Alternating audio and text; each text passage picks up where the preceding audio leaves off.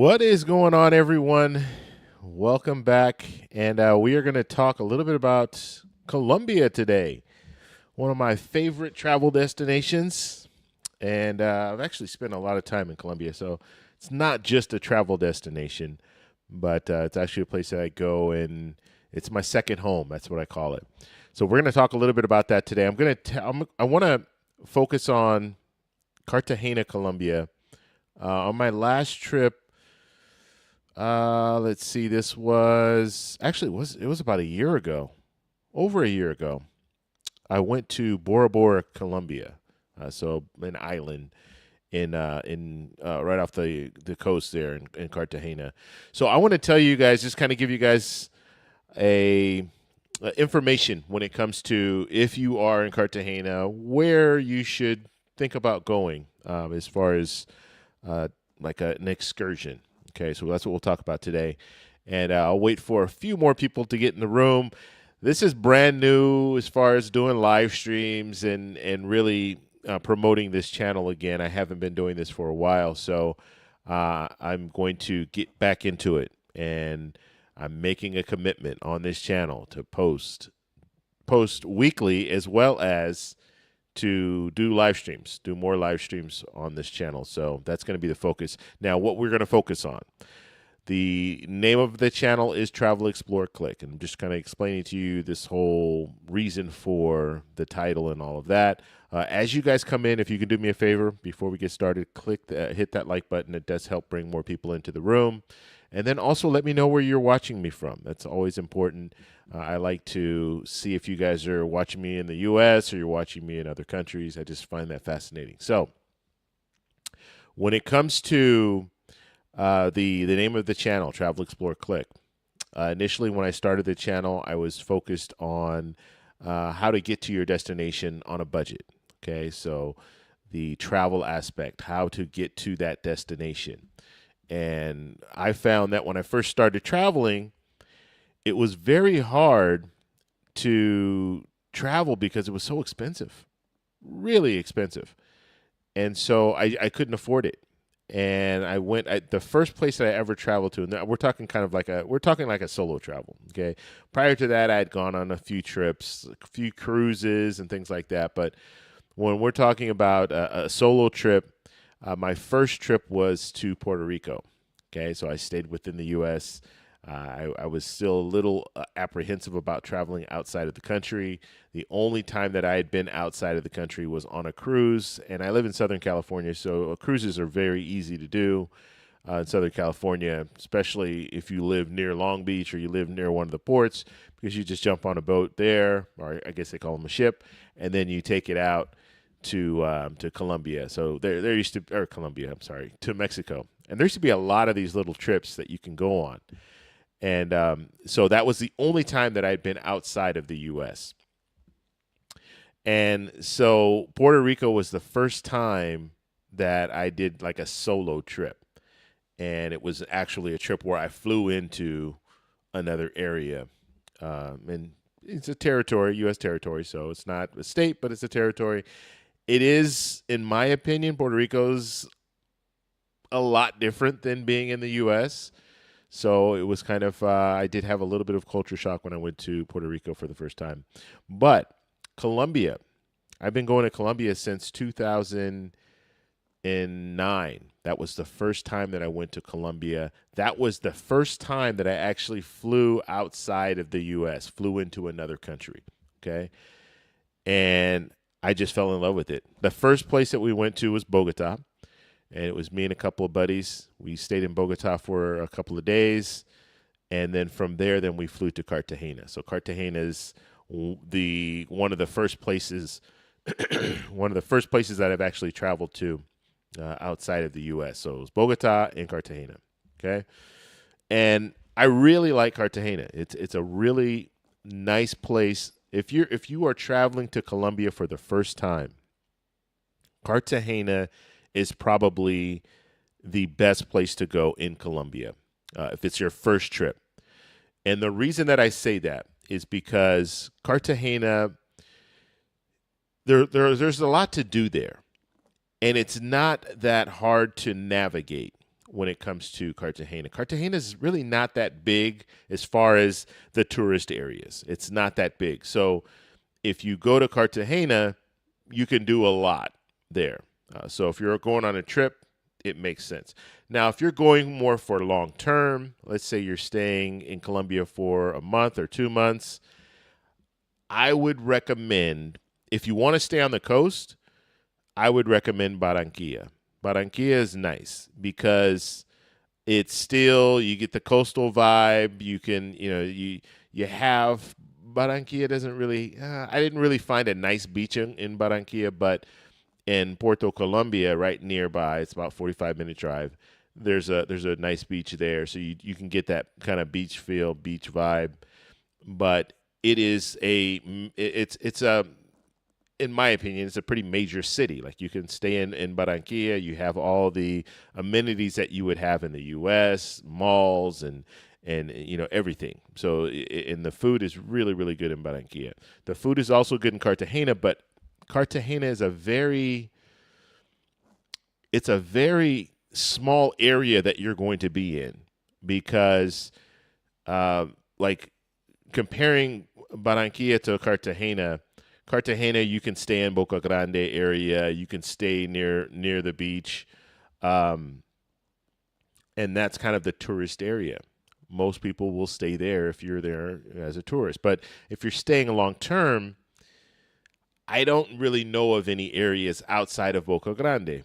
There might be a few other areas, but when I say I don't know of any areas, like Barranquilla, there's different areas that you'll find where you can stay, But in Cartagena, it's a little bit different. The way it's set up, just looking at, when you look at it on a map, I'll show you on the map, and you can kind of see it doesn't really. You can see the major areas where all the buildings are, all the hotels, the high rises, all of that, but it's not really spread out, in my opinion, for a person traveling there, a foreigner. So that's my experience there. Now, as I stated, Colombia as a whole, if you do want to stay there for a period of time, Bogota is an option. Medellin is probably my favorite option if I'm going to Colombia for a period of time, and I've been in Medellin for 3 months, 2-3 months at a time. I'll stay there in Medellin, because Medellin, for one, the food is amazing, the people are amazing. The people are amazing all over Colombia, but the people are amazing. The accommodations are good. So it's comparable to the U.S. when it comes to the infrastructure. Very, very good. The cost of things, they're going up. The cost of things in Medellin are going up. So I've seen that transition over the years. The first time I went to Medellin was, I believe it was in 2016. So it's been, about 8 years. And I've seen the prices really increase when it comes to staying in some of these Airbnbs. They're really, really getting more expensive. And so just something to think about when it comes to that. But it's good. It's nice. Everything is there. Everything that you would need is there. Even one of the things that I struggle with when I travel anywhere, I struggle with if I lose something, as far as, because I bring a lot of electronics, cameras, and all that stuff. If I lose a cable, or God forbid, lose a camera or lose something, it's very hard to replace things when you're traveling, because you can't find it. You'll find that in the U.S. we get all the toys first. I shouldn't even say that. Japan probably gets all the toys first, because there are a lot of companies, especially when it comes to cameras and things like that, electronics. A lot of them are made in China or made in Japan or Korea. They get a lot of the toys first, but then we get them. The market is here in the U.S., so they're sending them to us all the time. But if you lose something, or you misplace a cable and you can't find it, and then you need that cable in order to operate things, you start going to some of these stores in other countries and you're not going to find anything. But I do know in Medellin, they have some really good stores for electronics. You might have to pay a little bit more, but you'll be able to find some things that you need. Okay, so Let's see. What is it? How do you say that name? I don't know how you say your name. From Shasta, USA. Thank you for your channel. Thank you for watching. I appreciate that. Heard it has pollution.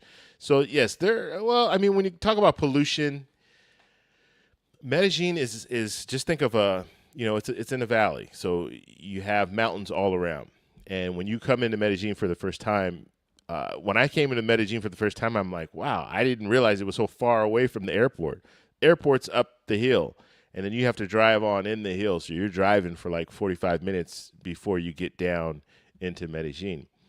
Um, they talk about pollution, and so I don't really feel it when I'm there. I don't, my eyes aren't watering and things like that. I don't get that, but I can see why they would say that, because you are, like you're in a bowl, so you're down in the bottom, and the air around you is, there's not a lot of airflow. So I can see that, but I don't feel any different when I'm there. Maybe I'm used to pollution just living in Southern California. We have a lot of car pollution and things like that. So maybe that's the thing, but it's never bothered me. And Medellin, what I really like about it is the weather.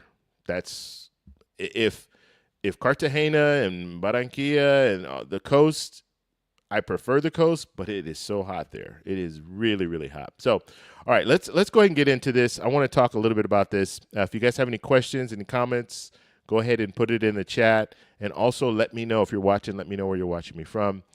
And like I said, I'm going to force my way into this algorithm, this YouTube algorithm on this channel, because it's hard when you first start out doing live streams. It's hard when you first really reboot, because this is a reboot of the channel, okay? Because I was putting content on here for a while, then I stopped, and then I put a little content and I stopped. You got to be consistent. If you're not consistent, then people are not going to come back. So the only way that you can really force your way back into the algorithm is by putting out content on a regular basis. So just let me know where you guys are watching me from, and then we'll move further. Okay, so let's see how you say it. Instead of Eminem, it's feminine. Okay, feminine. Got it. All right. Okay, so let's see. First thing that I want to talk about is how to get there. How to get to Colombia on a budget. We'll start there. So there are a few different ways that I've been traveling to Colombia over the years. I used to use United. Generally what I do is I get travel credit cards. That's how I travel.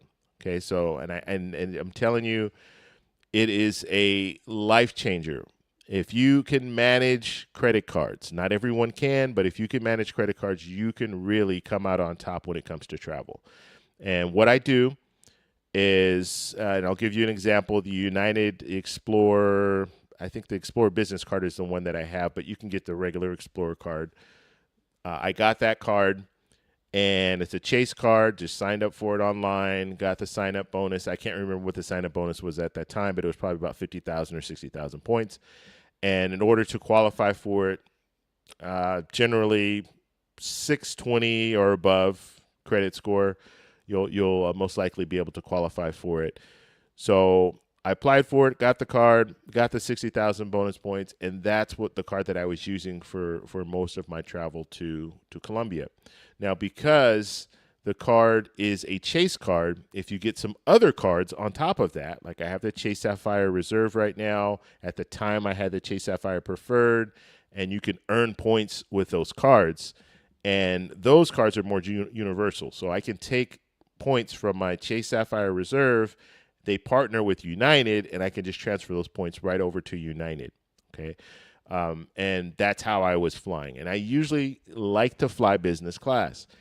And I have kind of a rule, unwritten rule, but or I shouldn't say unwritten, but it's just a rule that I have. If I'm flying over 5 hours, I like to try to fly business class, if possible. That's not always possible. If you fly out to Europe, you fly out to Asia. I went to Thailand a few years back, and I was able to afford a business class seat on the way up, but on the way back, I had to split it. I couldn't do all business class. I did business class on one leg, and then the other leg, the long leg, the 10-hour flight, I had to do economy. So sometimes you can't afford it because it is very expensive. And if you're using points, sometimes those points, it just doesn't make sense to use points to fly business class.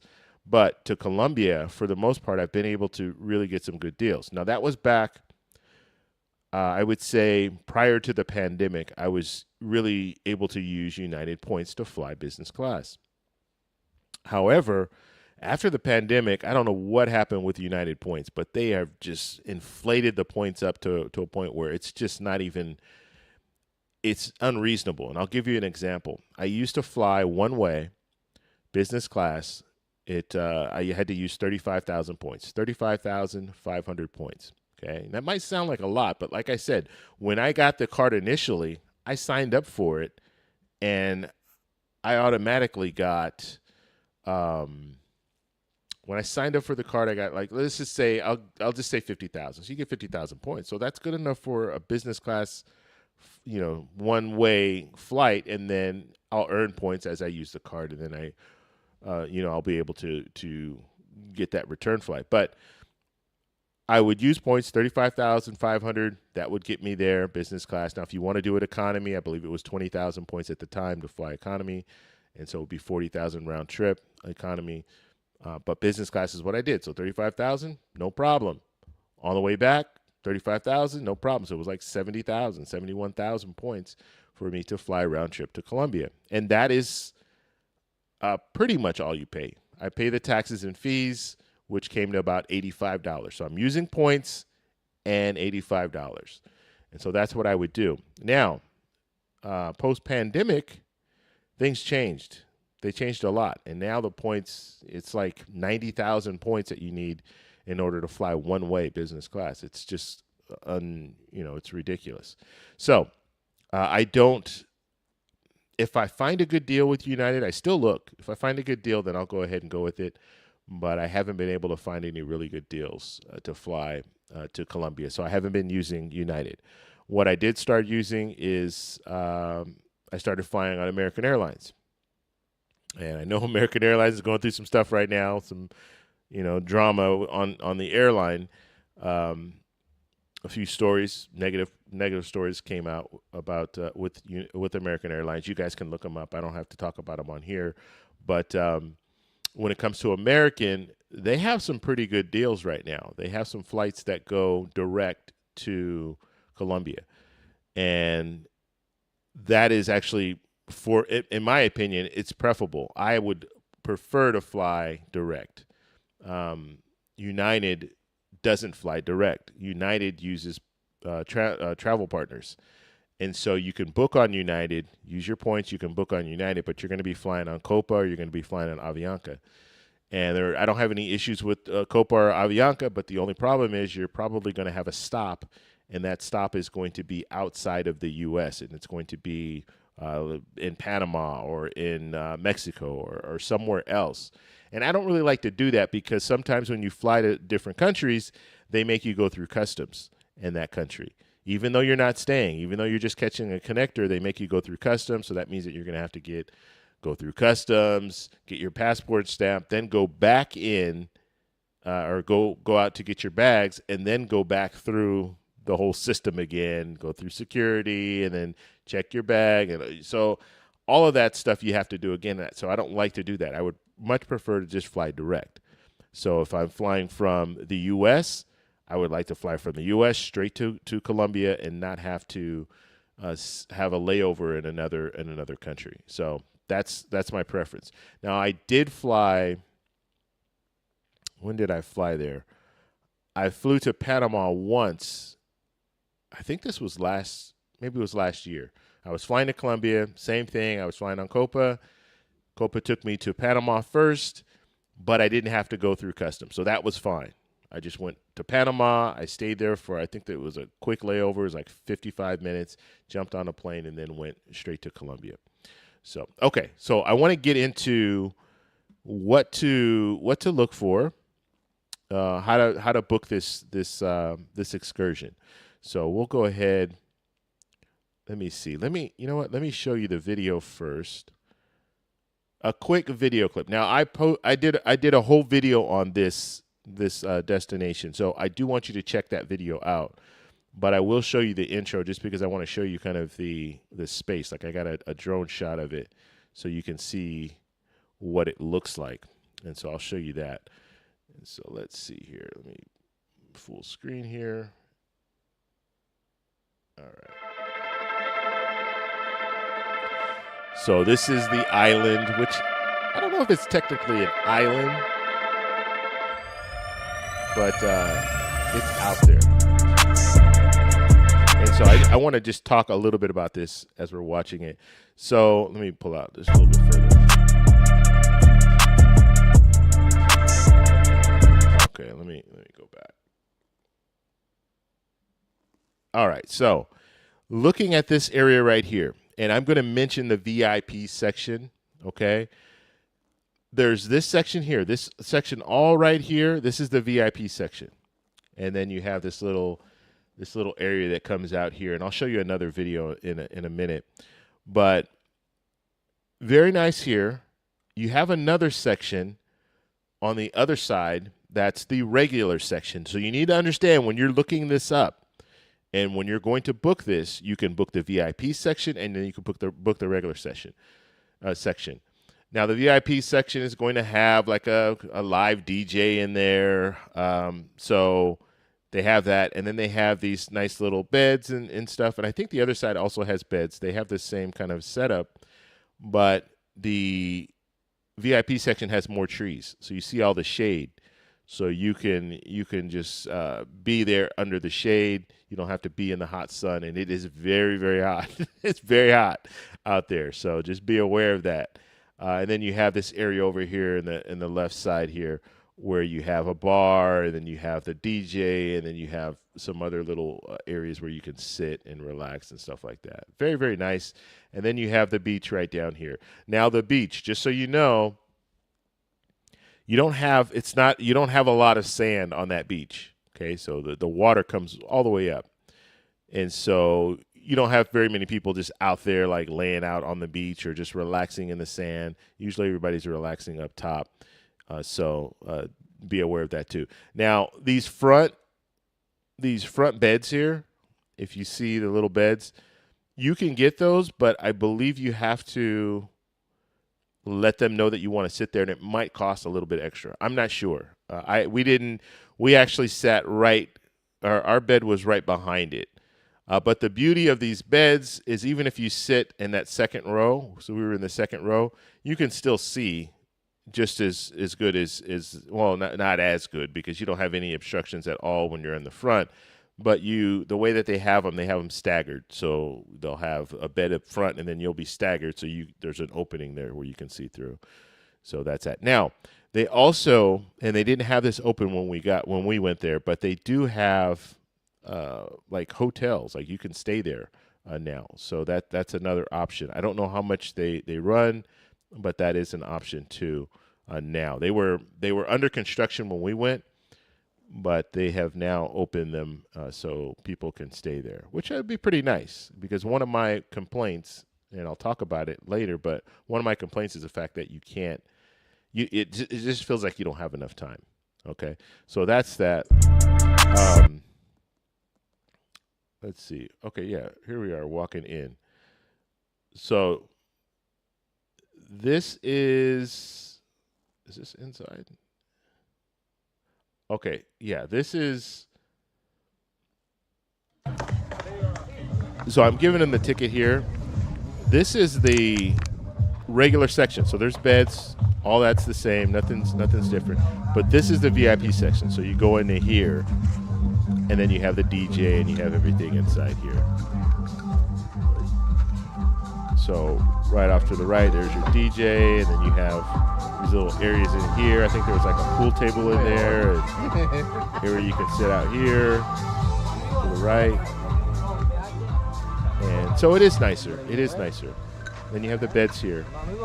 And as I stated, on the right, you see all the front rows, and then we were right behind there. So you do have like a. All right, we have arrived. So we have like are a little in the VIP area of Bora. All right. So I think, let me see. I did like a little collage. Yeah, I did a little collage here.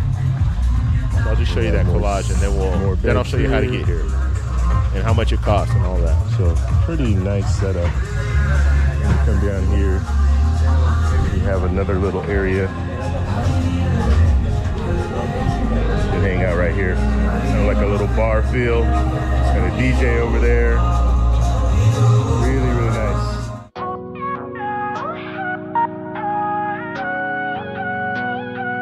And that's in the VIP section as well. This is all VIP section.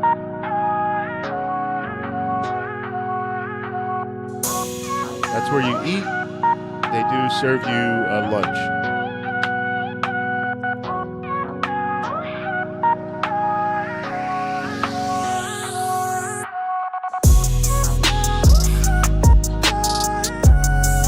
That's another group coming in, that boat.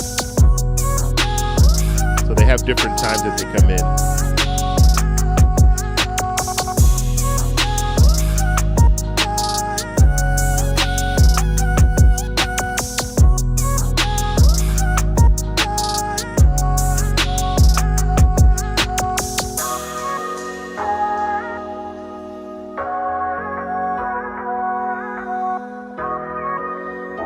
Like I said, there's not much.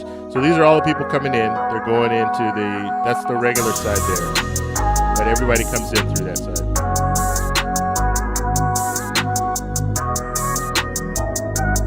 All right, so we are in the water. All right. You guys don't need to see me in there with my shirt off. What's going on, Flyboy Way? Good to see you, brother. Good to see you, man.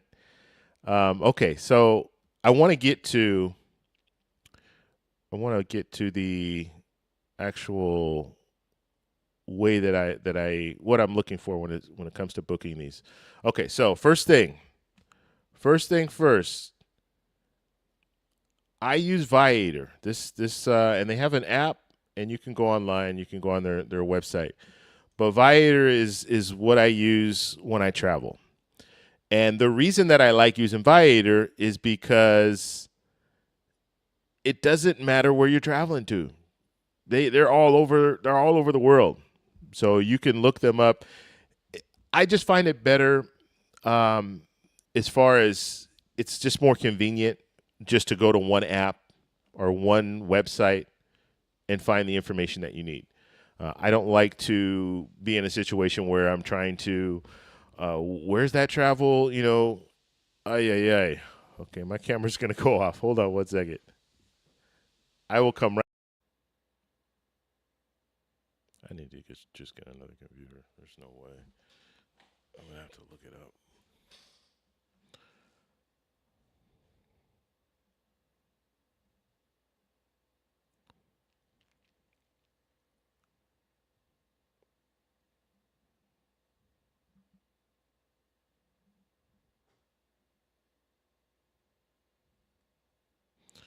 All right. Hopefully I'm back on. It's showing me back on. If anybody's in the building, just let me know you're here and you can hear me and see me. Yeah, I think I'm back online. I think we're back. Hopefully. Yeah, so just so you know, my computer, and I did a live stream earlier today, so it's a laptop, and I have it in a cabinet, and it gets hot. And I have fans in there, but it's just not enough. And so I hear it sometimes. I'll hear the fan. When the fan kicks up really loud, then I know it's gonna automatically just shut down. And so that's what happened. I need to get another computer, but even if I get another one, I'm still gonna have some of the same issues because I wanted to design. Obviously, I'm sitting in my kitchen, and I have like a desk in my kitchen. And it overlooks, you have a window and all that, so I can see out in the backyard and all that. So it's nice. It's a nice setup. And in my mind, I'm thinking, oh, this is going to be perfect. I can have a computer on the desk, and then I can have everything in the cabinet. And so that's what I have. But the only problem is heat. It gets too hot, and the laptop just shuts down whenever it wants to. So I'm gonna have to do something about that. I haven't figured out a game plan yet. Maybe I'll get it like a desktop and put it in there, and the fans are better on desktop, so maybe it won't be that big of an issue. But anyway, okay, so let's get back. So I want to start. So even if you guys didn't see that first portion, we can kind of pick it up from there. When you're going to Bora Bora, and I showed the video clips and all that earlier, but when you're going to Bora Bora, you want to, there's going to be two sections that they're going to offer you. One's going to be VIP, the other's going to be the regular section. So just looking online, and I'll show you the website that I use when I'm booking anything. Anytime I'm booking a travel, this is what I'm using. And I thought I did have it set up that way. Maybe, where is it here? Let's see. Yeah, I think that's good. I'm off the camera a little bit, but you guys get the point. Okay. So, Viator. This is what I use. Okay. And I highly encourage, if you guys are traveling, wherever you're traveling to, look up Viator. There's an app for it, and you can use a desktop. And you open up an account, and I believe Viator is a TripAdvisor company. So another thing good about that is TripAdvisor has a huge database of ratings. So they rate all these different activities and things like that, and different travel destinations. So that's good. So you'll know, okay, is this something that's good? And you see here, Bora Bora, 410 reviews. They gave it 4 out of 5. Okay, so you'll get an idea of what to expect by going there. All right, so just looking at this, and they have some pictures here. This is not this is the website, but it's just a screenshot that I put on here. That way I can write on it and stuff. That's the reason I have it. So the price here is $108. Now the $108 per person, that is only that is for the regular side. Okay, that's the regular cost. Okay, and I will show you. Yeah, I think I can pull up. I'll do that later, but I'll show you kind of the difference between the two, because there's slight differences, or I won't even say that. I'll tell you the difference right now. The main difference is the beach is a little bit, if you want to say, a little bit nicer, a little bit more of an area for you to kind of be out at the beach, and also the shade. There's more shade in the VIP section, and then I showed you that video clip where they were showing you the different the DJ booth and the lounge area and stuff like that for you to hang out. So that's different. As far as the food, I think the food is the same. I don't think it's much different. There are less people in the VIP section. So if you go to the VIP, you're not going to have a lot of people. Like the other section is much larger, and there are a lot of people around there. Okay, so the cost is $108 for regular. Now for VIP, it is $135 per person, $135.14. Okay, now this is at the time of this posting, so it could go up, go down, however. But so if you're getting it for 2 travelers, $270. All right, and then you see here, there's the VIP section up here, and then the full day club. They call it the club area. That's the regular area. Okay. So that is that. Now, I want to show you, when you book this, you're going to have to meet at the meetup, the meet location. All right. So just looking at, let's see, this is a smaller map. We'll go to the bigger map first, just so you guys can get acclimated to the area. So as I was stating earlier, when it comes to Colombia, or when it comes to Cartagena, if we're looking up this way, this is going to be the Old Town area. Okay, this is going to be where you have the walled city and all of that. Okay, that's up in this area up top. All right, and then this area down here, this is Boca Grande. This is where the tourists stay. Okay, and this is where I recommend you stay if you go to Cartagena.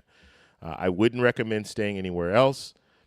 Um, Stay in Boca Grande. Boca Grande is the nicest area in Cartagena, and it's right by the beach. The beach is right here, obviously.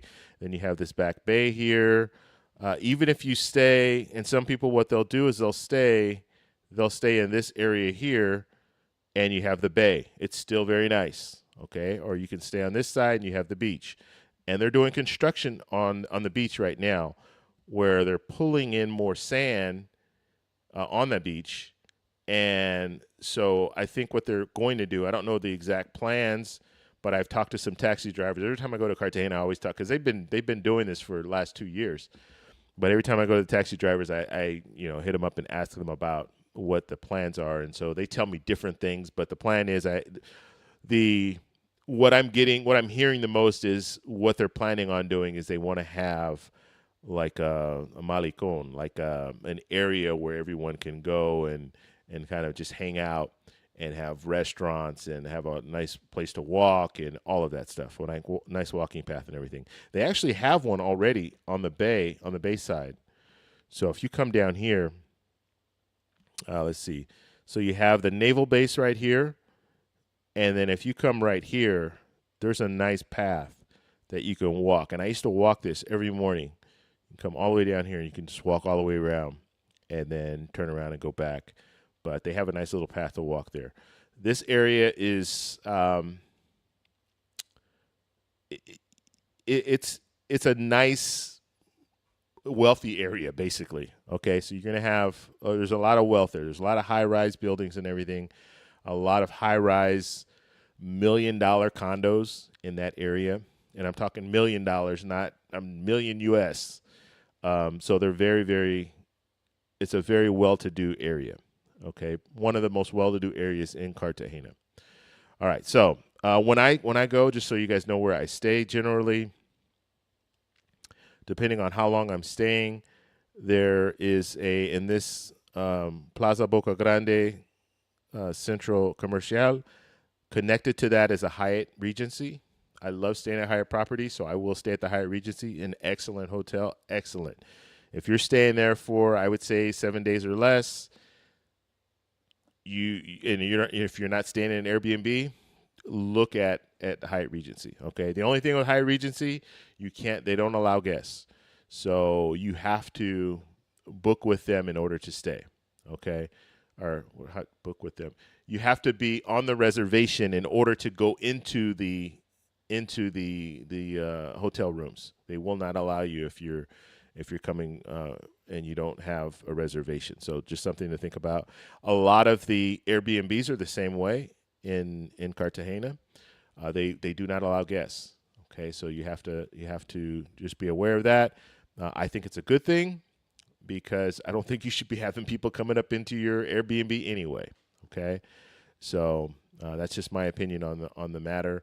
One thing that I don't like about the Airbnbs in Cartagena is some of them will require you to wear a wristband the whole time that you're there. So you could be there for 7-8 days and you're going to have to wear a wristband the whole time you're there. And when I say wear a wristband, it's on you permanently until you leave, and it's the indicator so they'll know that you're staying at the hotel or at the Airbnb. Some of the hotels do the same thing. They make you wear the wristband. Hyatt Regency doesn't do that, but some of the others will. And so I don't like that, because now everybody knows that you're a tourist. They might know that already, but I mean, now you're really showing them that you're a tourist, right? And sometimes I don't want people to know that I'm a tourist. I don't want them to see me coming and say automatically. I try to blend in when I'm out, and I just don't like that. I don't like the fact that you have to wear the wristband. But that is something that a lot of the hotels will require, and the Airbnbs as well. Okay, because a lot of the Airbnbs are set up in such a way where you are, they have, a front desk. And so you go in, they have security and all that front desk. And I highly recommend staying in Colombia, period. you're staying anywhere in Colombia, find a place that has a front desk, that has security downstairs. It's just an extra security measure that I think you should pay a little bit extra. If you are staying in a place and they don't have security, or if you're looking for a place, an Airbnb, and you don't see that, and you see that they don't have security, I would look at the place that has security, and I would even pay a little bit more for that place. It just gives you that extra added level of security. Plus, you have people to talk to and ask about certain places to go and certain things to do and stuff like that. So you're not just completely on your own. Sometimes you might travel solo, and if you don't have anybody to really talk to about different places, then you might not know what's going on. Another thing is, let's say there's a protest in the area. You're going to want to know that. Taxi drivers, they have protests frequently. When I was in Medellin, it seemed like they had them like every couple of weeks. There would be a protest, a taxi protesting the Uber drivers and all of this stuff. So it's good to know that, because you might go outside looking for a taxi and there's like no taxis, and you're wondering what's going on, and that could be the reason why. Okay, so getting back to where to stay, Boca Grande is probably your best bet. Now, you can stay up closer to the airport. I don't recommend that, though, because everything is going to be let me go to the next slide here. I think yeah. So this is a better slide. So this is the old town right here. This is the walled city. And Yosemite is, I believe it's right in this area here. I think it is. It might even be. Let's see that right. Yeah, I think that's where it is. And then, of course, down here is Boca Grande. That's what I just showed you. So everything is in this area right here. All of the activities, the majority of the activities are all in this area. Even in Boca Grande, you're going to have some activities. But you want to stay in this area because technically, if you wanted to walking from Boca Grande, let's say you're staying at the Hyatt Regency and you want to walk to the walled city, it's about a 15-minute walk. It's not very long. It's not very long at all.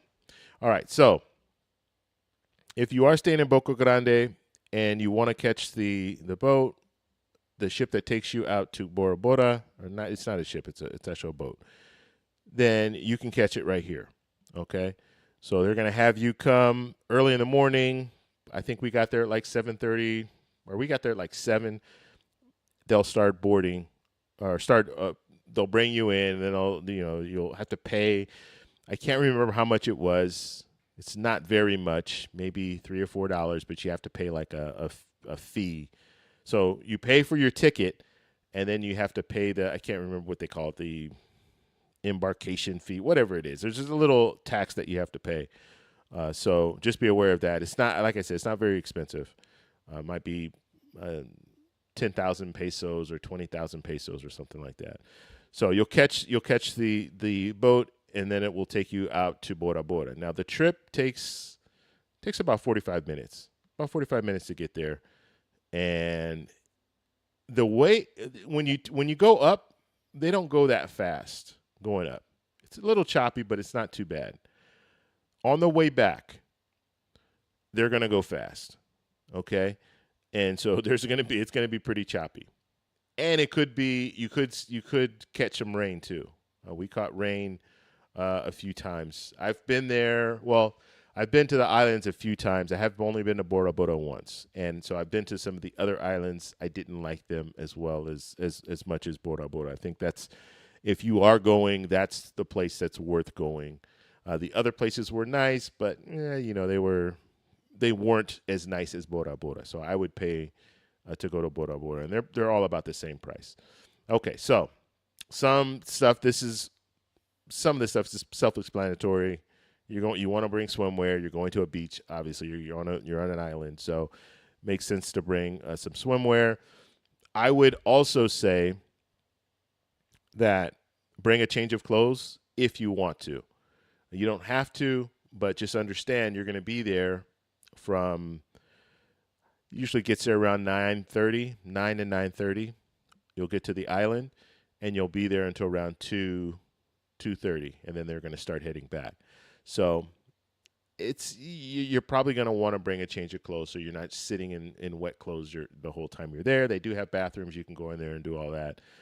They don't. I didn't see any lockers, so I don't know if they have those or not. They might. I just didn't see them. But I mean, I was pretty comfortable leaving the things that I had just at the bed that we were staying in. It was pretty. And if it's anything that's expensive and you think, oh, you know what, I want like a drone or camera equipment, stuff like that, you can bring it to the beach and just have it, just put it on the sand up there. I would put it up closer to the end of the sand. I wouldn't put it right by the water because that water does come up and sometimes it will get up to the end there. If you guys, let's see, I guess it'd be easier. It's going out again. All right. Right. We are back. Oh man, this is just one big headache with this computer. Good Lord. It makes me realize that I do need to get another one, another laptop. Hopefully it has a better design or something. I don't know. Anyway, let's get back to this. Hopefully we can get through this before it goes out again. I wouldn't actually just got a fan and just put a fan on there. Hopefully that will keep it cool, but really sad. Oh well. Like I said, I did a live stream earlier on my other channel and say it was Caveman saying, laugh out loud. It's like the old days. Yep, I'm struggling. I'm struggling through this, but we'll get through it. We'll get through it. There's no problem. As they would say in Colombia, no pasa nada. No problem at all. But yeah, Caveman, thanks for being here, brother. I appreciate your support. Yeah, I'm gonna have to figure out a solution. I can always go upstairs and go in the studio and it will be fine. That thing is pretty strong. But even yesterday though, it's getting a little hot out here in Southern California. So yesterday it was I was using the other computer and it wasn't going out, but it was slow. It was slow to respond to a lot of things. So it's just the heat overall is kind of getting things not to work right. So as we were talking about, as far as just things to wear, obviously swimwear, I would bring an extra set of clothes just because you're probably gonna want to change out once you get there because it's just not it's uncomfortable being just out there, especially if when you're on your way back. You're probably going to want to have a change of clothes. So just something to think about. But definitely you want to bring some swimwear so you can at least get out in the water. And the water, I mean, if you're not a big time swimmer, you don't really need to be. The water doesn't, you have you can walk pretty far out in the water and you'll still be waist high, chest high. So it's not, and I'm 6 foot. So you can walk out there and you're not going to be underwater as soon as you start walking out. You have a little bit of time or a little ways to walk out. So that's good. Beach towel. They do have towels there. Okay. But if you're one of those people that, yeah, you know what, I want my own beach towel, then you might want to bring one. Obviously, you can't take the towels with you on your way home and stuff like that as far as if you're using theirs. So you might want to bring a towel so you can have one for you if you get cold and things like that. I didn't bring a towel, but it's something that would be nice if you had one. You don't have to ask them for one. They don't charge you or anything for them, but you wouldn't have to ask them. Sunscreen, this is something that I highly recommend. It is hot. The sun is really strong out in that region, and so sunscreen is a good thing. Okay, and that's for all shades. I was in Barranquilla. I went to Carnival. I've been to Carnival a few times, 3 or 4 times, and when I was there, I didn't think anything of it. Like, oh, I don't need sunscreen. And I was out there taking pictures. I actually had a press pass. I was out and doing photography out on the street during the Carnival, during the parade. and I was having a good old time. Well, I came home and I didn't have a hat on. That was a big thing. I didn't wear a hat and I didn't have any sunscreen on. And when I came home, I didn't feel anything when I was there, but the next morning, my ears were just they were just like cooked. You know, they were all peeling and just hard. It was pretty bad. And then my head the same way because I don't have any hair, so my head was peeling. So sunscreen is a good thing. A hat is also a good thing, and I have a hat here. So bring a cap or like I was wearing. Let's see. Let's find that picture. Wearing my little. I believe that's a they call it like a paisa hat, like a Medellin. Let me show this. Medellin, the hats that they wear in Medellin. You can wear that or just a regular hat or something, but just something to protect your head. And then obviously sunglasses. That's a big thing. When it comes to sunglasses, I wouldn't recommend buying them off the street. I never do. I never recommend buying them off the street. So I always like to buy my sunglasses here in the U.S. and then travel with them, just because I know that they're of good quality. Sometimes when you're out there in the street, the quality of those glasses are not very good. So just be aware of that. So here, light clothing to pack. Yeah, so you can bring an extra pair of clothes if you want. Flip-flop sandals, yes, I recommend bringing those. Bringing shoes is probably not the best bet, only because you're going to be in the water. You're going to have sand on you, all that stuff. Flip-flops are fine. You can wear them pretty much anywhere on the island, and then when you get back, it's your best way to go. Beach bag, I just got this list. I actually just pulled this list up. So this is not a list. This is not my official list, but beach bag. Yeah, you can bring a beach bag if you want. I brought a little backpack, or not even a backpack. I brought a little sling, a little sling bag, and just carried a few things in there, my camera and stuff like that. I actually brought a drone too, so that's something I brought. Now, one thing I do recommend: water bottle or water, or both, or both. Yeah, you can bring your own water bottle, but I would recommend just buying buying water, a water bottle, a plastic bottle with. You guys get what I'm saying. What am I trying to say? Bring water, okay? And I would bring a big thing of water.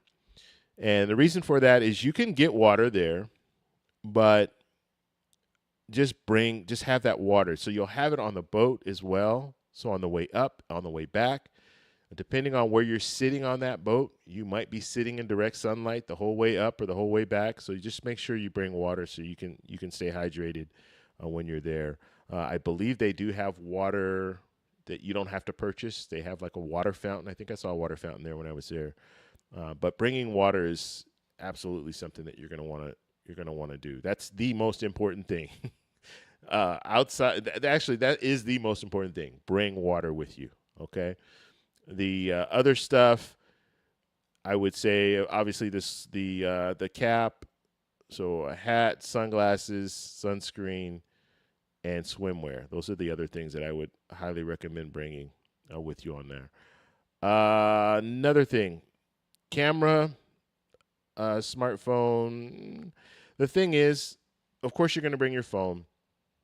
And that's good. But I always recommend bringing like a small camera, maybe like a GoPro or something, so you can use it when you're in the water and things like that. So just something to think about.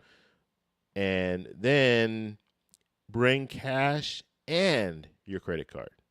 Don't just bring credit cards or debit card. Bring some cash with you, just because you never know. You are in a kind of a remote area. There could be a possibility where things don't work the way that they should. So you might not be able they might not be able to do a transaction on your card. So make sure you bring some cash with you. And I would recommend on this trip, bringing,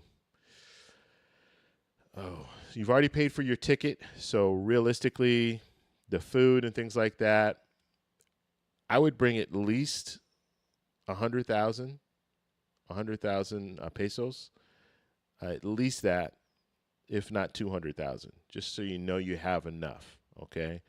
And that's what 100,000 is equivalent to. Is that like, wait, hold on. I've lost my count here. Let's see, 2,000, 20,000, 40,000. So 40,000 is roughly $10. So 100,000 is what, about $25. So 200,000 would be like $50. So it's not a lot of money, but at least you have enough. I couldn't see you spending, well, it depends on how much alcohol you're buying, I guess, but you're not going to spend more than 200,000 pesos out there unless you're really, really doing a lot. Okay, personal identification. So always bring, you know what? I usually will bring, I never bring my passport, okay? When I'm in Colombia, when I'm traveling, period, I never bring my physical passport with me. I will always make a copy of my passport. The best way to do that is either you can do it at home or when you get to the hotel or even some of the Airbnbs, if they have a front desk, they always make a photocopy of your passport. Just ask them, can you make an extra photocopy for me? I've never had them tell me no, and then you'll have that with you. You can just put that in your wallet, and you can use that as identification, as well as if you want to bring, like I'll bring my state-issued ID in California, so my California driver's license, I'll bring that with me pretty much wherever I go. But the passport, you have to protect that passport. Don't take that out and about where you can be in a situation where you lose it. You don't want that. So you don't, I've never had them, I've been stopped several times in Colombia by police officers because they will stop you. They'll stop you if you're, I won't even say if they see that you're a tourist, but I don't even think that's the thing. But they stop people, and you'll do random stuff. Like in Cartagena, they do this a lot where you'll have these police officers, they'll be on motorcycles, they'll be stopped on the side of the road, and then they'll just randomly stop vehicles. And if they stop their vehicle, even if you're in a taxi, I remember the first time we got stopped, we were in a taxi, and they stopped us and they asked us for, identification and just asked us where we were going, what we were doing, all that stuff. So they will stop you from time to time. So don't be alarmed by that. It's normal practice there. I've never had any issues or anything out there, but they will stop you. So just be aware of that. And all you need to have is a photocopy of your identification, or show them your government ID from the U.S. And usually they'll ask you. That strikes up the conversation. Where are you from? Oh, I'm from this, and here. And it's interesting. The interactions that I had with police officers in Colombia is the interaction is different. Okay, they will actually greet you with a handshake in Colombia. So when they stop you, they'll come up, hello, and they'll shake your hand. It's like, it's interesting. It's different. I worked in law enforcement for 21 years, and it's just kind of it's a different thing. Or that's how they greet people. They'll greet you with the handshake, and yeah. So identification. Make sure you have that, and also what I do when it comes to identification is I make sure I have more than just one identification. When I'm bringing identifications, I have like global entry. So I got a global entry. I got TSA PreCheck global entry. You have to pay for that, but it gives you the expedited process when you're coming back into the U.S. with global entry. But they also give you an ID, and it's a government issued ID, and it has your picture on it. And so I bring that with me. I bring my California driver's license, and then I have my passport. So I have three photo ID, picture, or three government issued IDs with my picture on it. So I like to do that. And then I will separate my credit cards and debit cards by that. So I'll have, and usually I never have all my stuff in one place, if that makes sense, when I'm traveling. I never have it all in one place. Just in case I'm traveling, I'm out and I lose something, or I get robbed and they take my stuff. They're only going to get half or a third of what I have. So if I'm out and about, I'll have a couple of credit cards. I'll have one debit card. I'll have some cash, and I'll have a photo ID. That's it. And so if they got that, then I can go back home and I still have another government issued ID, another, some more credit cards, another debit card, because I have actually 4 debit cards, but so I have 4 different accounts with different banks. Chase, not Chase, I'm sorry, Charles Schwab. I highly recommend, if you're a traveler, get that Charles Schwab high yield checking account. And the reason why you want to get that card, and then, before you travel, you can fund it, put some money on the card, or just have, like, when you get the high yield checking account, you also get the brokerage account with that, so you can, trade stocks and stuff like that. But have money on that card, and use that card when you're out traveling, because they will credit your transaction fees. So when you start traveling, you're going to find really quickly that those numbers add up when you go to the ATM and you get money out and they're charging you all these transaction fees. Well, the Charles Schwab card will credit you. Fidelity does the same thing. I think Fidelity has a few rules when it comes to it. I do have a Fidelity card as well, but I don't use it very often. But Fidelity is kind of the same way. They have a high yield checking account. You can get that. They'll give you a debit card. You can use that debit card to pull out, make transactions. And then I have just like my regular bank cards. But when I'm traveling, the Fidelity and the Charles Schwab are the cards that I use the most, because of that. If you use another bank, let's say Bank of America or Wells Fargo, if you're using it out there, you're going to be paying all those transaction fees. And so you don't want to have to do that. Okay, Poncho. So this is interesting, and this is actually, so the list I told you I just got off the internet, but Poncho is one that I actually added to the list. The reason that I put Poncho on there is because from time to time, you're going to get in situations where it's going to start raining, and you're on your way back on the boat, or on your way up there on the boat, and it'll start raining. They'll have these different rain showers. It rains frequently in Cartagena, and so just be aware of that. And it rains frequently, and they don't really have. It can rain just a little bit, and things will flood up. I mean, it'll flood up. I don't know where I came with that, but things will get flooded, and so just be aware of that too. And it's so bad. Like, I stayed at the Hyatt Regency, and I'm telling you, it might rain for an hour. Not very. I mean, it's not. Doesn't seem like it's very long, but for whatever reason, I guess the pathways for the water to go where it needs to go isn't very good, and so that water just builds up. And it was funny. There's a guy out there, and he was making some extra money.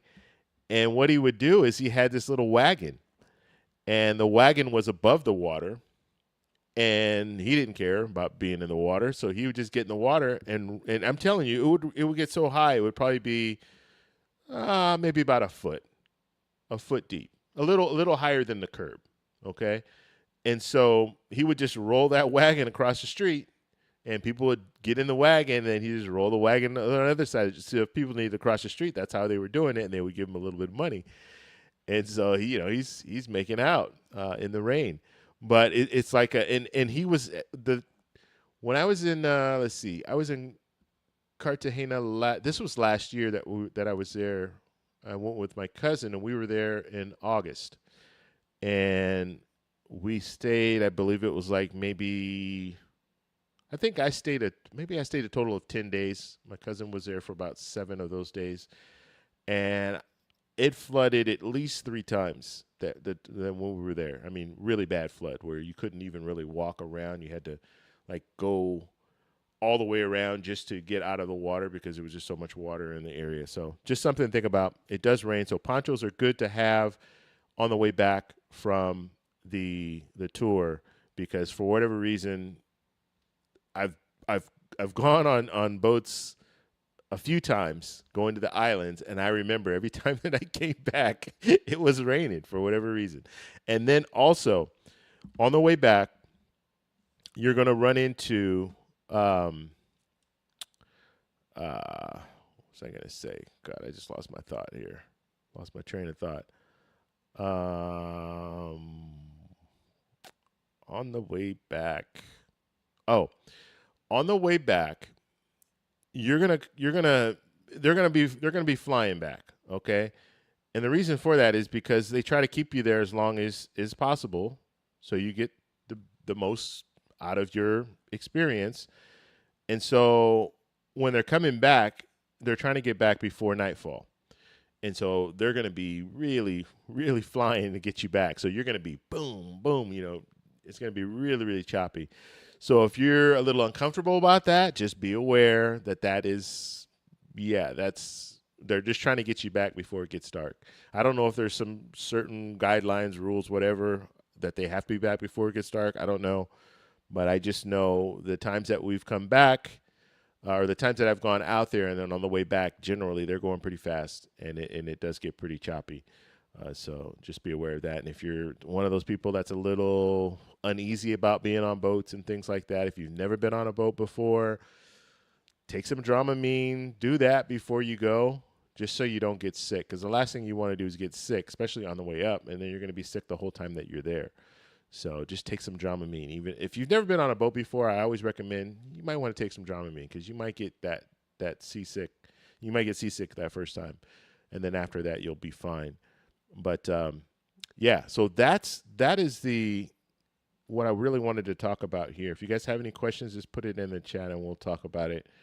But it was a good experience, a very good experience. I think.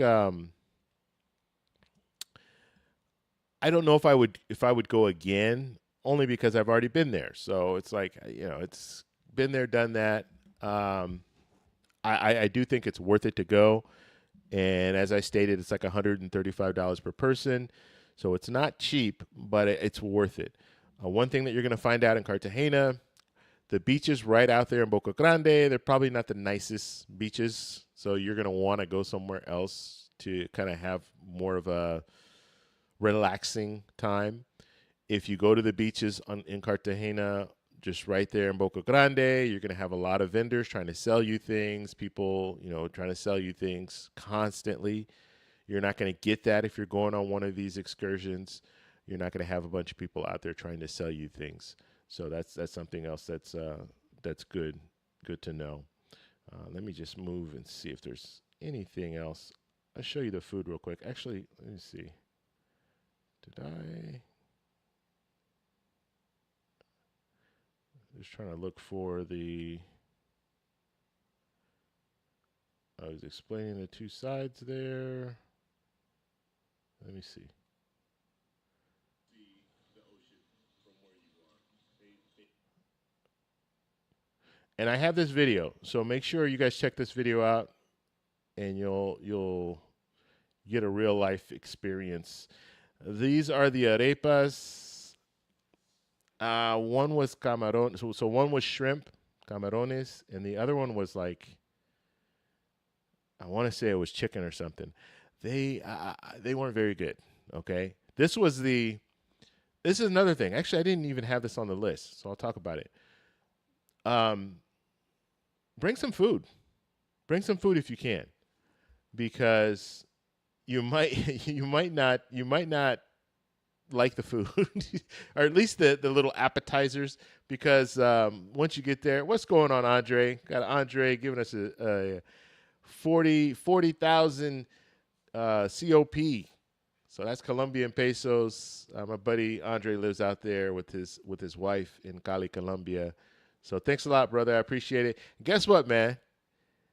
You are the first super chat that I've ever received on this channel. So you're always going to be the first. So I appreciate that. Yeah, I just actually opened it up to where I can get super chats. So I really appreciate that, brother. Thank you very much. And you guys can follow him. Andre and Andrea love crossing borders. He talks about Colombia. Especially if you want to relocate to Colombia, he talks about Colombia. So if you're one of those people that's interesting, or if you just want to travel to Colombia, I would say he knows a lot about Colombia. I would say his expertise is Cali, Colombia. So if you want to go to Cali, Colombia, learn how to salsa dance and do all that good stuff, then check him out. He does consultations as well. So yeah, give him a look there. And he's doing a lot of live streams now. So if you want to get in his live streams and ask him questions and stuff, I'm sure he'll be more than happy to answer some of those questions for you. But thanks a lot, Andre. I appreciate it. Okay, so getting back to the food aspect. When it comes to food, I would bring something because you're going to be hungry before they serve the lunch. Okay, the lunch is served around 11:30, and they have the way that they had us set up in the VIP section. They had two different lunch times. So one was like at 11:30, and then the other one's like at 12:30. So you're gonna want to bring some food, unless you eat breakfast before you go. But we didn't. We left. I mean, we got there at 7 a.m., so we didn't have time to eat anything. So we get there, and then when I say we got to the port at 7. We left at 7:30. We got to. Actually, we didn't leave at 7:30. We left at a little after 7:30, maybe around 8 o'clock. Maybe even close to 8:30, because they sit you down and then talk about some things, and then you go.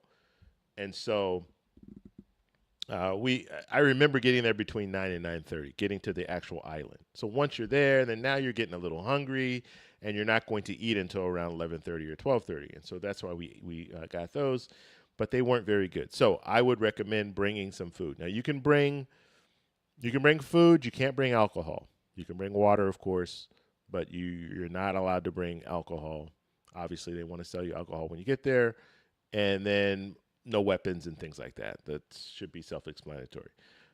So, not very good, that food, but the actual meal, which I'll show you, the meal was good. So, let's see. Is that going to refresh? Maybe it's not. All right, we'll just let it. I don't know what it's doing here. I better be careful with this computer. Overheat again. Let's see. Come on now. There it is. All right. So you have a few different options. I had fish, and I don't believe that it's just, that might be pot of gold. I don't know if that's red snapper or not. I don't think it is. But the fish was good. Very good. I love the way they fry fish in Colombia. They don't use like flour or anything like that. They just pretty much like deep fry the whole fish. So it's pretty good. And then over here you have the rice, arroz de coco. So coconut rice, plantains here, and then some salad. I like the salads that they have too. They have it's like a sweet dressing. So that was very good. My friend here, she had like camarones and just basically shellfish. So camarones and so shrimp and what is that? Clams and stuff like that. And that's all over pasta. So that was okay. That I actually like the fish better. The fish was very, very good. And I think that's it.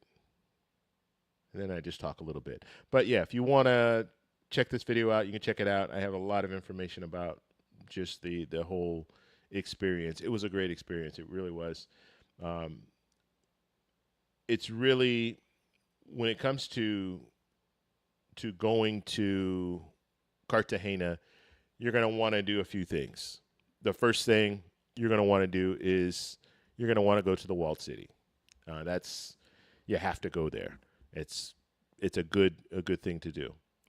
Well, it doesn't cost you anything. Just jump in a cab. Cabs there. Cartagena, one thing I will say when it comes to Cartagena is cabs, they don't have meters. And so just be aware of that. You're going to ask them. And so anytime you get into a cab, always ask them, ¿Cuánto cuesta? ¿Cuánto es? How much? How much is the ride? Before you accept the ride. So don't just jump in a cab and not know how much it is, because that you're setting yourself up to get for them to up that price on you. So find out how much it is. And usually in Cartagena, they don't have the meters, and so you're going to jump in a cab, and it's whatever they say the price is.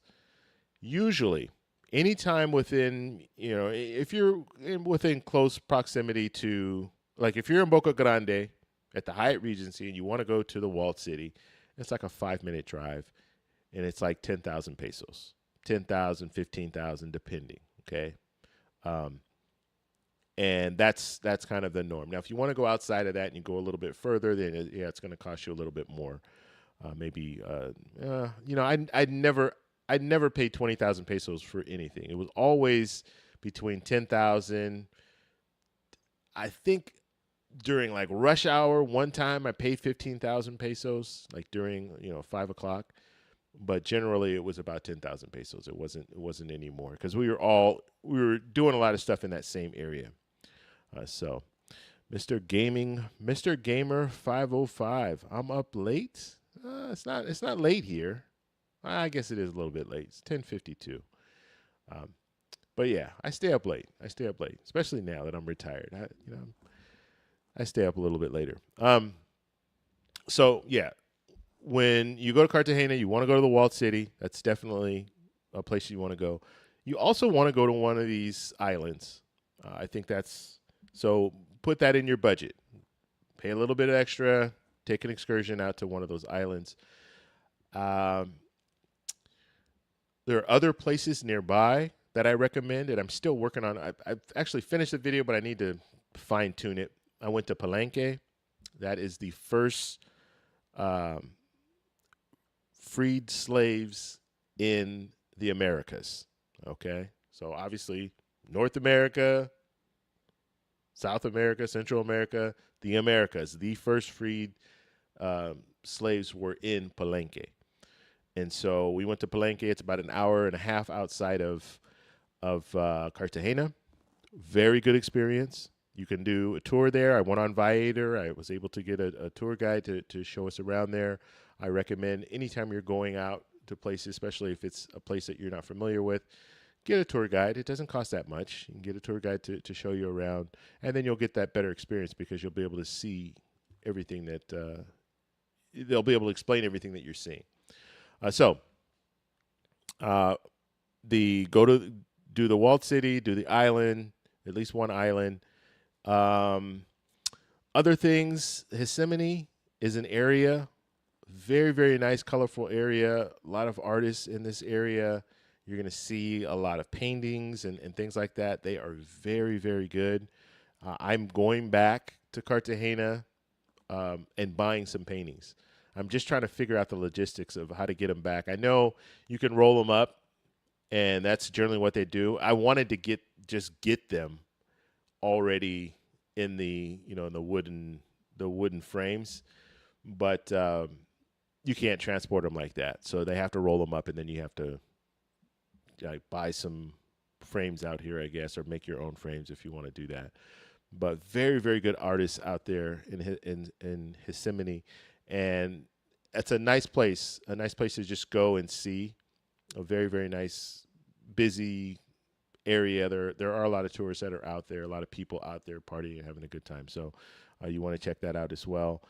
And then what are some of the other areas? I think those are the main things that you want to do. Of course, Boca Grande, you're going to walk around there. There's a mall in the walled city, fairly new mall. It looks like a big coliseum, like an old coliseum. It's nice, very nice, very, very high end though. Like if you're going there to buy things, it might be pretty pricey. The stuff in there, they have restaurants in there and stuff like that.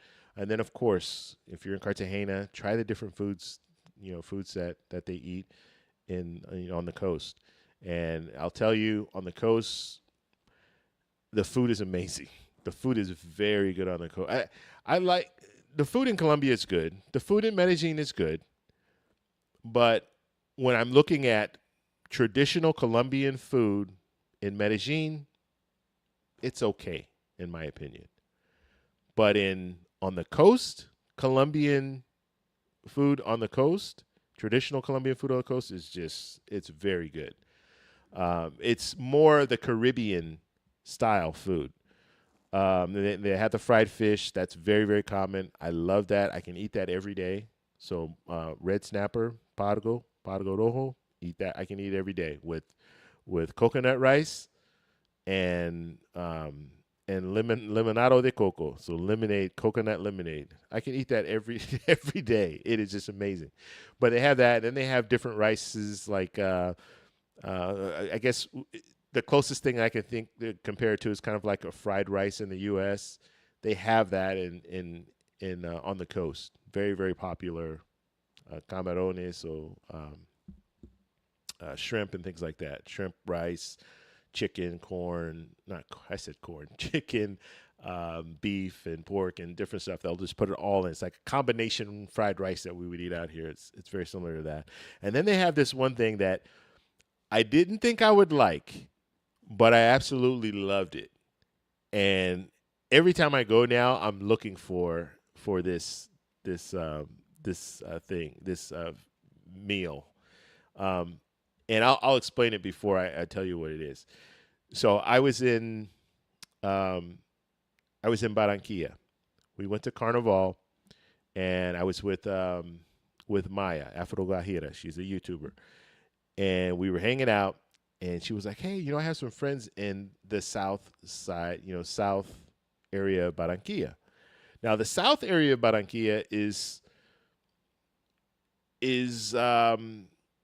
a different vibe. Okay, so you have when Carnival's going on in the north, that's where the parades are, the big parades for Carnival, and then they have the south side of Barranquilla, which is the locals, all the locals, and they have their own parade, so they have their own Carnival, and so we went to that, and we were hanging out with a couple of people that Maya, which I didn't know at the time. This was funny. Maya didn't know these people. She knew them online. She knew them on Instagram. One of the girls hit her up on Instagram, and so that's how she knew her. It wasn't like her friend, but she was like, "Yeah, I'm gonna go. We can go hang out with a couple of friends." And I'm thinking, "Okay, all right." So we go there. Anyway, we get there. We're walking around. It's really good experience because it's a whole different experience. There's no tourists there. It's all locals. Anyway, we go to a place called Mr. Full. It's a little restaurant, chain restaurants. I know there's one in Cartagena, but anyway, we go there, we sit down, and I don't know what they're ordering. And at the time, I spoke some Spanish, but I didn't really understand what they were saying. And so they ordered the meal, and it came out, and it's this big plate of French fries. So French fries are all on the bottom, and we're talking. And this is a huge plate. We're all sharing this. And the plate, it's like just think of the size of like a medium pizza, like that size. And then it's just full of French fries on the bottom. And then you have cheese. And then I know there was some type of like mayonnaise or something on there. And then there was some barbecue sauce. And then there was some corn. And then there was like the onions, but like those look like the fried onions, the kind of stuff that you would put on your like a salad or something. Or it's very common, and if you go to Colombia, they'll put it on hot dogs. They'll put like these, the fried corn things on there. And then I think that was it. But it's all piled up high on this thing. And I'm looking at it, I'm thinking, there's no way that this could be good. First off, I don't really like mayonnaise. Like I don't eat mayonnaise like that. But I tried it, and I didn't try it. I ate it. It was really good, really good. And then they had like this pineapple salsa, and they pour this pineapple salsa on top of the you pour it on top of the. So you basically get the French fry, and you get all the other stuff in there. And then also, I forgot the most important part. So you had meat on there. So you had chicken, you had some pork. And I think there was one other type. It wasn't any fish. It might have been steak. So you had the different meats and everything on there. It was so good. And then they put salad, the finely shredded like salad lettuce. They put that on the top of it. It was amazing. So I had that first time. And after that, I told Maya, hey, whenever you see it's called salchipapa. Whenever you see salchipapa, let me know. And then, of course, then they have sausage too, like sausage links that they just cut up. whenever you see Sachipapa, let me know because I want to get, I want to try some different ones. And so anytime we would go to a place where there's Sachipapa, I wanted to try the Sachipapa, and it was good. But Mr. Full, I will say, Mr. Full had the best. The other places they were good, but they weren't as good as Mr. Full. Mr. Full, that was, yeah, very very good. All right, what are you guys saying? Are you ever planning to do? Actually, let me pull this up for you guys to see this here. Boom. All right. Are you ever planning to do a Bahamas cruise or a Mexican cruise ship? I did a Bahamas cruise long time ago when I was a kid. Actually, my parents took us on a cruise. Um, I don't really. I'm going to be honest with you. I haven't been on a cruise in a very long time. I'm actually going. I'm going on a trip very soon, and I will be doing a cruise. But that's only because I'm going to be in an area that I'm really not familiar with, and it was the best option to do a cruise in that area because it was the cheapest way to go, if that makes sense. Because depending on where you're traveling to, sometimes it gets really expensive. Then if you're going with people, it's easier just to get on a cruise, and the cruise will take you to these different stops. The thing that I like about cruises is you're not there for a long period of time in each port, and so you don't really get a feel for you don't get an experience like real experience being outside of the country. So I don't really like that, but I've been to the Bahamas on a cruise. I would much rather, because I've been there already on a cruise, I would much rather go to the Bahamas and stay there so I can see the sunset, the sunrise, the nightlife, all of that stuff. You can experience all that. But when you're on a boat, you have to get there early in the morning. You get out and, you do what you're going to do, and then you get back on the boat. And so you don't really get that full experience. All right. Andre is saying, let's see. Where are we? Dave, you got to get me ready. Wait, Dave. You've got me ready to eat. It's late over there, Andre. You shouldn't be eating that late. Coconut rice and lemonade. Yeah, so, that limonado de coco they have that all over too. So if you go to Medellin, you can get limonado de coco. They have it everywhere. They're big on juices. So juices, maracuya juice, you can get that. Maracuya is another one that you want to try. Very, very good. Okay. Andre saying that I've been to the Southside Barranquilla Parade. All right, cool. Yeah, that place, I'm telling you, it's a different vibe, but it's cool. It's very cool. All local people there. And he's saying mayo and fries surprised me too. Yeah. I'd never had it before, and I haven't had it since, but it was actually pretty good. And I don't like mayonnaise at all. I don't even eat it on sandwiches. So I'll put mustard on there, maybe that spicy mustard, but I don't like putting mayonnaise on there. And Caveman saying I've never been on a cruise. Cruises are nice. Let me just say this: when it comes to a cruise, it's a good experience, okay? But you go on a cruise people go for different reasons, but I would say the main draw of going on a cruise is just getting on a boat and not having to really travel. You don't have to jump on a plane unless you have to fly to the port. You just get on the cruise and you go. And it's more relaxing because you're not dealing with the taxis and all this stuff that you would deal with when you're traveling. And then you have the boat, and then you have the free, you pay for everything up front. So you get the free food and stuff like that. So it is relaxing, but I think people do the cruises mainly for the actual ship, being on that ship and experiencing that. More so than being being traveling outside of the country and being somewhere. Let's see. Why does this thing keep coming off here? Let's see. There it is. Okay.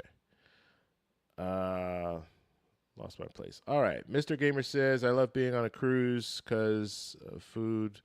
Yeah, free food 24/7. Yeah. The food is pretty good too. It's pretty good. But you know what I found even more enjoyable? Going to different countries and trying their food, like actually eating the traditional food that they eat. And you can do that still on a cruise because you get off on the port and you can go and you can eat different foods. But I like doing that. And then, it's just I don't like to feel rushed. If I'm going somewhere, if I'm in another country, if I'm not on a cruise, if I'm on a cruise, I feel rushed. I feel like, oh, I gotta get back to the boat. We can only be out here for 2-3 hours. 2 or 3 hours more, then we got to get back on the boat. So I don't like that feeling. I want to just be able to go and just, if I'm in a destination, just relax at the destination and not have to think, oh, I got to get back on a boat, or I don't want to miss the boat and all that stuff.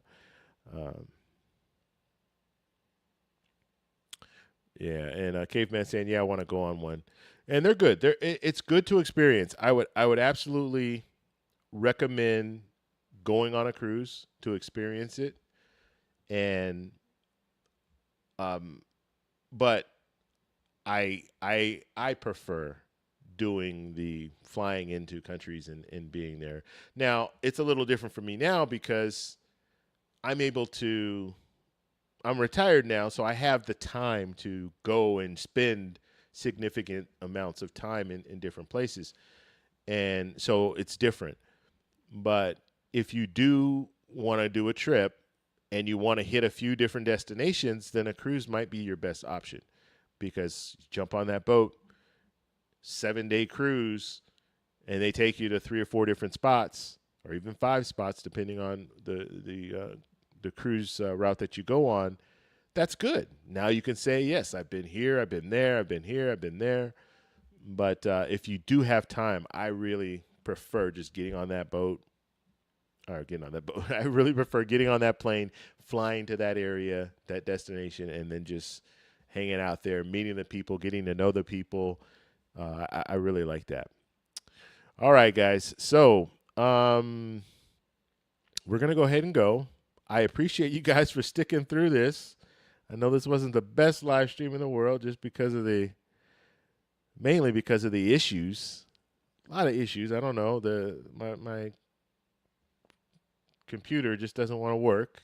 So it just gets hot, and I'm going to have to fix it or do something to fix it because I can't do this. I posted a live stream earlier, or I did a live stream earlier on my other channel, and I think that's probably a big part of the reason. But that one went fine. That one was flawless. No issues or anything like that. But I think just doing that one, it just started heating up. And then a couple of hours later, I do this one, and now it's just like, it's just done. It's saying no more, no mas. And let's see, Speak Spanish Now says, Disney cruise with a 4-year-old was amazing. Amazing. Yeah, those Disney cruises are pretty pricey, though. Very, very pricey. But, yeah, I can imagine that would be a nice cruise, especially for kids. Let's see. Mr. Gamer's asking silly questions here. If you have a battle between McDonald's and Burger King, who would win the war? Their cheese. What? I can't see that last part. It doesn't show up for me. What is it? Oh, on their cheeseburgers. Who would win the battle? On a cheeseburger? So I don't eat either very often. I do not like McDonald's lunch and dinner menu. I like their breakfast. Like I'll eat sausage McMuffin with egg, sausage biscuit. I like their breakfast. I crave their breakfast sometimes. I'll be honest with you. Especially, and this is going to sound weird, but when I travel, I actually crave their breakfast because, good example, last time I was in Colombia, or every time I go to Colombia, I spend at least a month. So I was in Colombia for a couple months. One of the things about Colombia is they don't eat breakfast the same way we eat breakfast, okay? You know, when we eat breakfast, let's just think of a typical breakfast in the U.S. Sausage, eggs, bacon, maybe some ham. And we're talking big breakfast, obviously, but, you know, scrambled eggs or, you know, however you want your eggs, toast, maybe biscuits. They don't do that. You generally won't get that in Colombia. You're going to get an arepa. You're going to get maybe some scrambled eggs. And I remember Maya was shocked at, because Maya, and if you guys don't know Maya, she's Afro Guajira. She has a YouTube channel. Go over and check out her channel, Afro Guajira. But she's a good friend of mine. And she said when she went to the U.S., she was shocked that we would scramble our eggs, but we wouldn't put anything in the eggs. And usually, yeah, we scramble the eggs and put a little bit of salt and some pepper and maybe some cheese. But that's how we eat eggs in the U.S. And she was like, that's weird. Like they put in Colombia, they'll put like tomatoes in there. They'll chop up the tomatoes, maybe some onions. So she was just shocked at how we ate eggs. So in Colombia, yeah, you'll eat an arepa, just the arepa, no, nothing with it. When I say nothing with it, I mean like in Venezuela, they'll cut they'll make an arepa, they'll cut it open, and then they'll put stuff in it. It's actually really, really good. But in Colombia, you just eat the arepa, eggs, and then you might eat a protein, like maybe chorizo or something like that. Okay. They don't have like the sausage that we eat in the U.S. They don't eat They don't eat that, and it's very hard to find in the stores. I couldn't find them. Like I'd go to the grocery stores looking for like the sausage that we have, or like the sausage patties that you would get, like you would get at McDonald's and stuff like that. And then they'll have maybe hot chocolate, and in their hot chocolate they put like cheese inside the hot chocolate, it sounds weird, but it's pretty good. I've had it before where it's just like hot chocolate and you get cheese and you just put the cheese inside of the hot chocolate and the cheese melts up, and then you have a spoon and you kind of spoon out so you get the sweet and the savory, it's salty and sweet at the same time. It's pretty good. It's pretty good. So anyway, that's one thing I miss when I'm in Colombia for a period of time. I miss like a traditional traditional breakfast in the U.S. But guess what? McDonald's in Colombia serves the same thing, the same sausage McMuffins, sausage biscuits. They serve all of that at McDonald's. And so when I'm craving American breakfast, I go to McDonald's and I get the sausage McMuffin or the sausage biscuit and all that stuff. Very, very good. And they also have Burger King in Colombia. I don't eat breakfast at Burger King, but to answer your question, if it's dinner, yes, I would eat. If I had my choice, I would eat Burger King over McDonald's. I just like a Whopper to me tastes better than a Big Mac or stuff. Now, when it comes to cheeseburgers, I do. When I was a kid, I really liked McDonald's cheeseburgers. I haven't eaten them in a very long time, but I used to like those onions. And I actually worked at McDonald's for about 6 months. And when I was a kid, that was my first job when I was 15. I think I worked there. Maybe it wasn't even 6 months. I might have worked there like 3 months. I think it was just over the summer. And that's when I realized that those onions are not even real onions. It's like dehydrated onions that they just pour water on it, and then it turns into like little onion thingies. But I like those onions. I really like that. So those onions with the cheeseburger is good. But yeah. Anyway, I don't even know. You got me on these topics here, gamer. Let's see. And then Caveman's talking about In-N-Out. Yeah, In-N-Out is always the best. Always the right choice is In-N-Out. If you live in Southern California, you know what we're talking about. I think even, in Nevada they have one. Did I see that they have one in Hawaii? Idaho, I think they have one. Idaho or Montana, one of those places they have an In-N-Out too. But yeah, In-N-Out is always the right choice. Always the right choice. Okay, he's asking me about the election and stuff. All right, we're gonna go there, gamer. You getting all into it. You said it's 2 a.m. We're over there where you are. You're half asleep right now. Okay, so guys, I appreciate you guys being here. I will be doing more live streams in the future. Okay, so make sure you support. I know it's going to be hard. It's going to be a grind for me to get up to the top there when it comes to the live streams. But I really want to do that for this channel. Now, good news.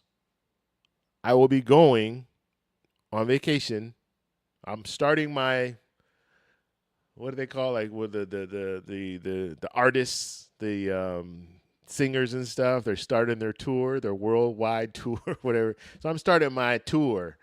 My traveling tour will start next week. Okay, so plan for some pretty interesting live streams where I will be doing some live streams from different destinations, and we'll be talking about it, as well as videos. I'm going to be putting out some videos in these areas. So make sure you support the channel. I really appreciate it, and I really want to get this channel going. Get it going downhill. Not downhill. That's not the right word. I really want to get the channel up again and moving. Okay, let's see. We got a few other things. No American food. Yeah. Yeah. You know what? And that's a good point that Andre's bringing up here. I do notice, and I'll say this because I've experienced it over time. If you just travel to different places, and I'll use Colombia because I spent some time there, the food is different. I think the food is more organic there. It's better. It tastes better. You get a pineapple, and it's like Hawaii is a perfect example. Okay, that's what I can compare it to. I've been to both places, and I go to both places very often. Every other year, I go to Hawaii. I go to Kauai every other year. And I go to Colombia like every year, and I spend time there. But with the quality of especially like the fruits and vegetables that you get in Colombia is comparable to what I would get in Hawaii. Very, very good. Like pineapples, very sweet. Avocados, very good, creamy. I mean, the quality of the food is good. It's very good. I will say though, there's certain things that tastes different to me, and maybe it's better, but it just tastes different, and it's hard for me to get used to. And one of those things is the meat, like ground beef, like hamburgers and things like that. It just tastes different. Like I don't know. I'm used to, and hey, I don't know what they put in the ground beef out here in the U.S., but I'm used to it. And it tastes a certain way. And when I go to Colombia, it tastes different, So it doesn't taste like a hamburger to me. I don't know. It just tastes different. I'm just going to say that. But I do notice when I'm there for a period of time, I've been there for a couple months, up to 3 months, and I actually come back and I've lost weight. And that's because I'm thinking it's because the food that I'm eating, I'm not eating a lot less, but I'm eating food that's just better quality, I think, overall. And there's certain things, I do know this. There's certain things that I don't eat there's certain things out here that I eat that I know that they're not good for me, but I've been eating them for years and years. And so, you go to the store, it's like, okay, yeah, I'm familiar with that, so I get that, whatever. Cereal's another thing. Like, I don't eat cereal when I'm in Colombia. Very, very rarely. They don't have the same type of cereal. They might have some different brands that are similar, but they're not the same. So just different little things like that. You really find yourself eating different types of food.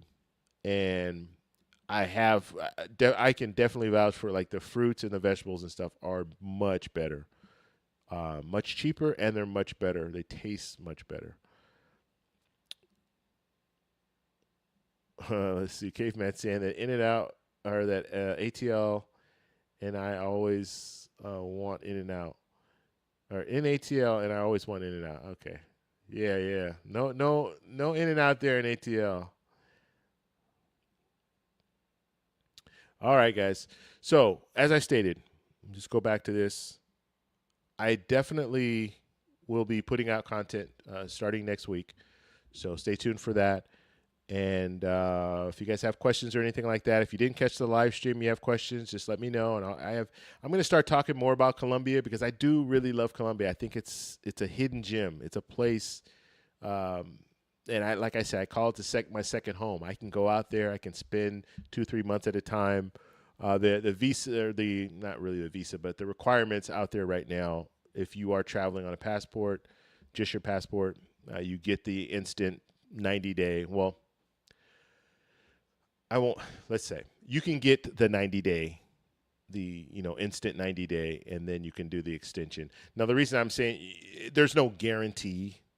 They can give you whatever they want. They can say, "Oh, you can only be here for 30 days," but I've never had that experience. I don't know of anyone that's told me they had that experience where you only get 30 days. So it's pretty much an automatic 90 days. So you go into the country, they're going to stamp your passport, you get 90 days. You can ask for an extension prior to your 90 days running out. So if you want to stay 6 months, you can do that. But you have to ask for an extension. They have to accept that extension. So it's migration. You go online, fill out the paperwork, and then ask for that extension. So you can do that total of 6 months. And what some people do, they will do they'll go in June. So they'll go around this time. And you can stay, if you do things the right way, you can go out there in June and you can stay from June, you can stay that first 3 months, so June, July, August. Is that right? June, July, August, September, October, November. So June to July, that's 1 month. July to August, that's 2 months. August to September, that's 3 months. Then you can ask for an extension. And then you get September to October, that's another month. October to November, that's another month. November to December, that's another month. So you can do from June until December, you can work that out. And then I think you might have to leave Colombia for at least a day and then come back in the next year. So if you stay until the end of December, leave, and then come back, then they'll give you you have an opportunity for another 6 months because you'll get the 3 months stamped on your passport, and then you could do another extension sometime in March, and then you'll be extended out until June again. So you can do a full year if you work it out the right way. So, all right, guys, we're going to take off. Thank you guys for being here, and I will talk to you